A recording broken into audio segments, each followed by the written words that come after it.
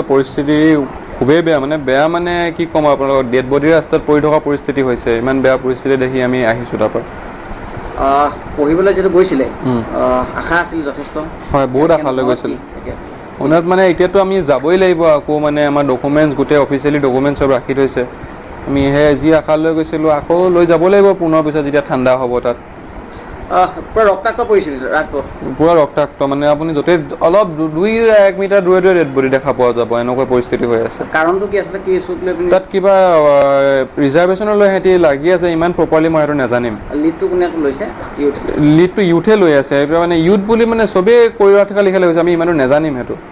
ক'ত এটেকটো ক'ত কৰা হৈছে শিক্ষা অনুষ্ঠান কৰা হৈছে নে অন্য প্ৰতিষ্ঠানৰ সব জেগাতে কৰা হৈছে মানে জব থকা জব ছেক্টৰ এডুকেশ্যনেল ছেক্টৰ যিমান যি ছেক্টৰ আছে চবতে কৰা হৈছে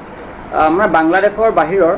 দেশৰ ব্যক্তিকে আক্ৰমণ কৰা হৈছে নে বাংলাদেশৰ ভিতৰতো কোনো বাংলাদেশী ইণ্ডিয়ান ফৰেনাৰ বুলি কোনো নাই যাকে পাইছে তাকে মাৰিছে মানে এনেকুৱা হৈছে ইনষ্টিটিউটৰ ভিতৰত যাকে পাইছে তাকে মাৰিছে কিমান দিনৰ পৰা চলি আছে এইটো আমি গম পোৱা মতে 3 দিনমান হৈছিলে তেনেকুৱাত আমি পলাইছোঁ মানে তেতিয়া 3 দিনলৈ ভয়ংকৰ কৰিছে কেইজন অসমৰ কেইজন অহা হৈছে আমি এতিয়া পোনপ্ৰথমে আমাৰ কলেজৰ 5 জন আছিলোঁ আমি আৰু বেলেগ কলেজৰ আমি 2 জন আহিছোঁ ইয়ালৈ অসমৰ 5 জন অহা হৈছে হাতলৈ 7 জন আমাৰ কলেজৰ 5 জন আৰু বেলেগ কলেজৰ 2 জন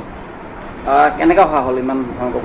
ভয়ংকৰ পৰিস্থিতিত মানে আমি যেতিয়া টিকেট কাটিলোঁ টিকেট কটাৰ পিছততো আমি হোষ্টেলৰ পৰা ওলাবলৈ আমাৰ ভয় লাগিছে ভয় লগাৰ পিছত আমাৰ যিজন ছুপাৰ ছিনিয়ৰ আছিলে অসমৰ তেওঁ তেতিয়া তেওঁৰ লগৰ ফ্ৰেণ্ড লোকেল ল'ৰাক